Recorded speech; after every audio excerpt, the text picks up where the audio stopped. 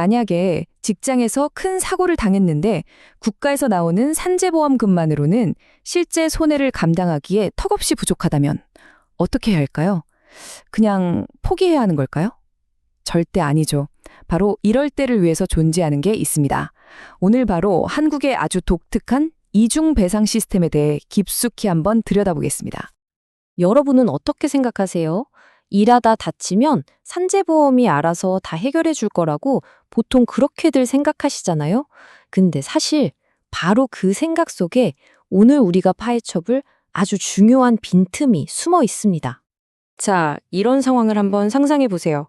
안타깝게도 직장에서 사고를 당해서 법에 정해진 대로 산재보상을 받긴 받았어요. 그런데 앞으로 들어갈 병원비, 일을 못해서 못 벌게 된 돈, 또 그동안 겪은 정신적인 고통까지 생각하니까 받은 돈으로는 정말 어림도 없는 거죠. 도대체 왜 이런 보상의 공백이 생기는 걸까요? 그 이유부터 한번 알아보겠습니다. 이 모든 시스템의 기본은 바로 산재보험입니다. 여기서 제일 중요한 키워드는 무과실이라는 원칙이에요. 이게 무슨 말이냐면 일단 누가 잘못했냐 이걸 따지기 전에 정해진 공식에 따라서 신속하게 보상부터 해주는 제도라는 뜻입니다. 그런데 말이죠. 바로 이 지점에서 문제가 시작됩니다. 공식대로 딱딱하게 계산된 보상금하고요. 피해자가 실제로 겪는 그 엄청난 정신적 고통이나 앞으로 평생 벌지 못하게 된 소득 같은 진짜 손해 사이에는 아주 큰 차이가 생길 수밖에 없거든요. 자, 그러면 이 공백의 정체는 과연 뭘까요? 이걸 제대로 이해하려면요. 우리나라에는 사실상 두 개의 보상 시스템이 동시에 돌아가고 있다는 걸 먼저 아셔야 합니다.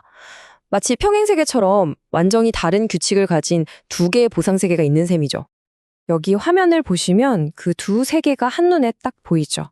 왼쪽은 뭐랄까 컨베이어 벨트처럼 정해진 규칙에 따라 신속하고 예측 가능하게 움직이는 행정 시스템, 바로 산재보험의 세계입니다.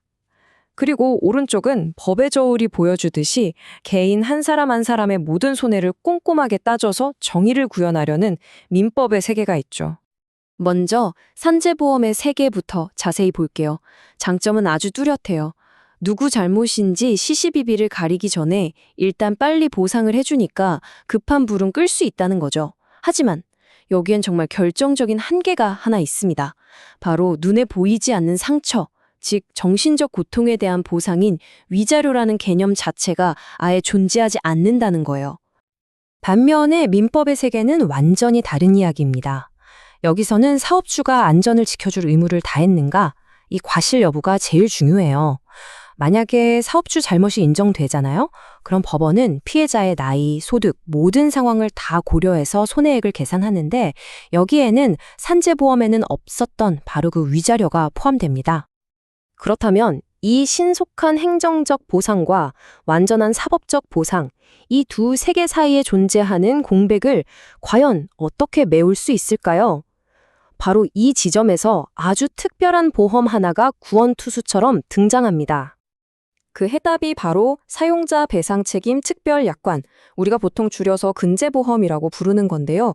이건 사업주가 기존 산재보험에 더해서 추가로 가입하는 일종의 업그레이드 보험 같은 거예요.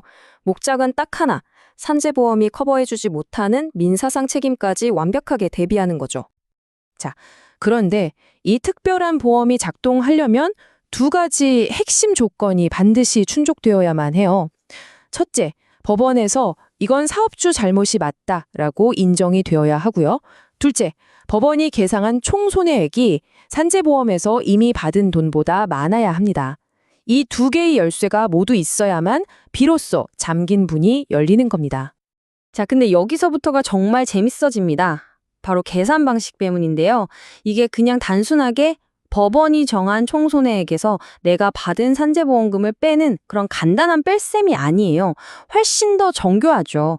비유하자면 사과는 사과끼리, 배는 배끼리 종류별로 맞춰서 빼야 한다는 건데 이게 무슨 말일까요? 이걸 좀 어려운 법률 용어로 손익상계라고 하는데요. 방금 말씀드린 사과는 사과끼리 원칙하고 똑같습니다. 그러니까 같은 성격의 손해 항목끼리만 짝을 지어서 뺄셈을 할 수 있다는 거죠. 예를 들면 산재보험에서 받은 치료비는 민사소송의 치료비 항목에서만 깔 수 있다는 거예요. 이 표를 보시면 그 원칙이 훨씬 더 명확하게 이해되실 겁니다. 보세요. 치료비나 미래소득 손실은 양쪽에 다 있죠. 그러니까 서로 공제가 가능해요. 그런데 맨 아래 칸을 한번 주목해 주세요. 정신적 고통, 즉 위자료는 민사손해배상 쪽에는 분명히 있는데 산재보험 쪽은 칸이 텅 비어 있습니다. 짝이 없으니까 뺄 것도 없이 이 금액은 고스란히 남게 되는 거죠. 그런데 말이죠. 최근에 이 계산 방식 자체에 아주 중요한 변화가 생겼습니다. 대법원에서 나온 역사적인 판결 하나가 이 모든 계산법을 뒤집으면서 재해 근로자들이 훨씬 더 공정한 보상을 받을 수 있는 길이 열리게 됐습니다. 예전 계산 방식은 이랬습니다. 일단 법원이 정한 총 손해액에서 근로자 본인의 잘못, 즉 과실 비율만큼 금액을 먼저 깎아냈어요. 그리고 그렇게 한번 깎여서 줄어든 금액에서 산재보험금을 또 빼는 방식이었죠. 만약에 이 옛날 방식으로 계산을 했다면 저희가 예로 든 이 가상의 사례에서 근로자가 추가로 받을 수 있는 돈은 2천만 원이었습니다. 자, 이 숫자를 잘 기억해 두세요. 하지만 대법원 전원합의체 판결이 이 모든 걸 바꿨습니다. 새로운 방식은 이렇습니다. 총 손해액에서 근로자 과실과는 상관없이 받은 산재보험금을 먼저 통째로 빼줍니다. 그리고 나서 남은 금액에 대해서면 근로자의 과실 비율을 적용하는 거죠. 이게 그냥 순서만 바꾼 것 같지만 그 결과는 엄청납니다. 자, 보세요. 이 새로운 방식으로 다시 계산하니까 아까 그 사례에서 근로자가 받을 수 있는 추가 보상금이 무려 3,200만 원으로 껑충 뛰어 올랐습니다. 계산 순서 하나 바꿨을 뿐인데 1,200만 원이라는 어마어마한 차이가 생긴 겁니다. 핵심은 바로 이겁니다. 대법원의 판단은 이거예요. 애초에 누구의 잘못도 묻지 않고 지급된 산재보험금의 가치가 나중에 가서 근로자 개인의 과실 때문에 깎여서는 안 된다는 거죠. 이건 단순한 계산 순서의 변경이 아니라 이 제도가 가진 근본적인 취지를 바로 세운 정말 의미 있는 판결이라고 할 수 있습니다. 자, 그렇다면 이 복잡해 보이는 이야기가 지금 우리에게 왜 중요할까요?